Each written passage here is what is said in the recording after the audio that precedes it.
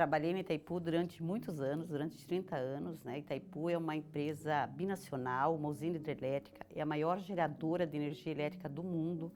No ano de 2016, nós geramos, num ano, 100 mil gigawatt-hora, né? Abastece praticamente 20% do Brasil.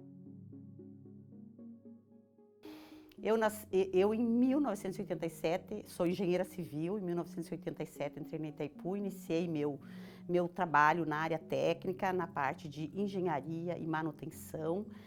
Ao longo da minha carreira, eu fui percebendo as dificuldades que havia de uma mulher engenheira numa empresa bastante machista, né, de homens, porque era uma usina hidrelétrica, onde nós tínhamos praticamente, eu era uma das únicas engenheiras, né, a maioria eram homens engenheiros, então tinha uma dificuldade muito grande em ascender profissionalmente, em cargos gerenciais, né, e todo jovem, a jovem que está numa empresa, ela quer ascender e ela tem um sonho, né, e eu tinha o meu sonho também.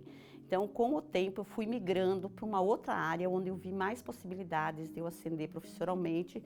Em 1996, eu mudei para a área, para a diretoria financeira, e aí sim eu consegui começar a construir uma carreira mais sólida, buscando o meu sonho, que era ser diretora da empresa, né? Em 2003, eu fui nomeada como diretora superintendente do Fundo de Pensão da Itaipu, que é uma previdência privada, né? Fiquei durante três anos como diretora, né? Diretora superintendente. Em 2006, eu fui convidada para ser diretora financeira executiva da Itaipu, a CFO da Itaipu, que foi a primeira empregada de carreira, né? Que chegou ali, né? Chegou lá. Então, como eu falei, a gente tinha uma dificuldade, as mulheres tinham uma dificuldade muito grande de ascender profissionalmente. Em 2003, iniciamos um programa, inclusive foi uma das primeiras empresas no Brasil a iniciar um programa de cuidado de gênero com vistas ao empoderamento das mulheres, dar oportunidades iguais, né, às mulheres de conseguir ascender na carreira, né. Para isso, muitas ações tiveram que ser tomadas do ponto de vista corporativo, como, por exemplo, melhorar o horário móvel, capacitação, mentoria, né, e mesmo fazer um trabalho de aculturamento com os gestores, né? Então, esse foi um trabalho que foi iniciado ali. Em 2000, e nós criamos comitê de cuidado de gênero com homens e mulheres, porque se a gente não inclui os homens também não avança, né? Isso tudo foi muito importante. Em 2012, por exemplo, nós já tínhamos 22% de mulheres gestoras, gerentes e já em cargos mais elevados.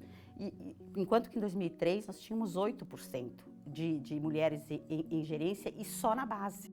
Então esse foi um trabalho muito importante, tivemos o reconhecimento das Nações Unidas.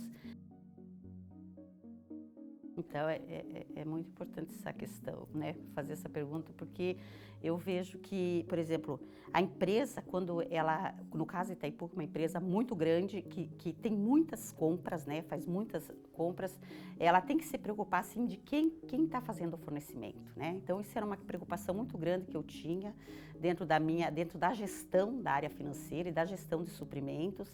A gente desenvolveu, a partir de 2011, iniciamos um programa de compras sustentáveis, que nós chamamos de compras sustentáveis, justamente para trabalhar toda a cadeia dos fornecedores, na questão da logística reversa, na questão do destino do descarte, na questão também de usar bem os materiais, da conservação de energia. Então, todas essas questões envolvem a cadeia de fornecedores, né? Nós criamos esse programa, criamos código de conduta para os fornecedores e, junto com isso, também a avaliação de fornecedores. E nessa avaliação de fornecedores, que era uma avaliação que a gente fazia anualmente, nós tínhamos em torno de 3 mil fornecedores, né, em média, dentro da nossa carteira em Itaipu.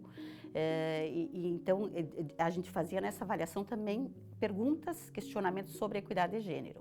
E justamente o que eu falei anteriormente do Prêmio EPS Brasil, ele nasceu por causa dessa cadeia de fornecedores, porque a gente pensou como que eu vou como que nós vamos, né, nós, equipe da área de suprimentos, motivar os fornecedores a fazer alguma coisa por ações, né, de gênero, onde é um assunto difícil. Realmente é difícil de ser tratado pelas empresas, de ser entendido, né? Então, a forma que a gente encontrou foi realmente premiar, porque uma premiação, primeiro, ela traz uma motivação para você fazer alguma coisa. E segundo, quando você é premiado, você tem uma responsabilidade para fazer mais. De Itaipu. Então, Itaipu, em 2003, criou um parque tecnológico, onde tem 3 universidades lá dentro. Essas universidades os alunos são muito incentivados com projetos demandados por Itaipu, tanto na parte da manutenção de Itaipu, da segurança de barragem, dos cuidados com o meio ambiente, né? Porque a nossa matéria-prima é a água. Temos que cuidar da água, né? Senão nós não geramos energia de qualidade, como está na missão de Itaipu.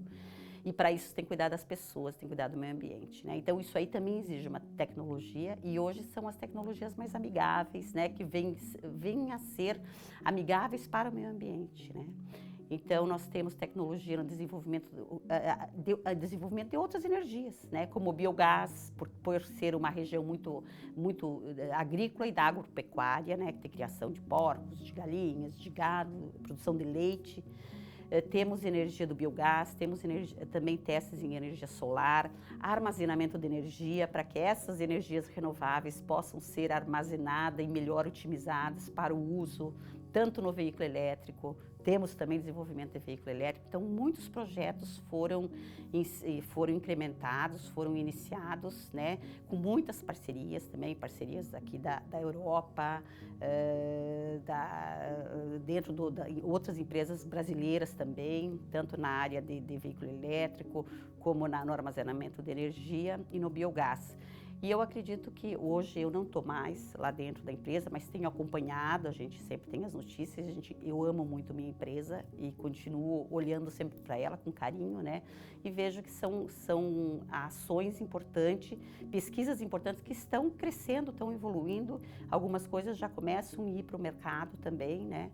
E Itaipu continua porque é importante a inovação. O Brasil precisa desse polo de desenvolvimento e de pesquisa, né? Para a inovação, para a gente crescer também.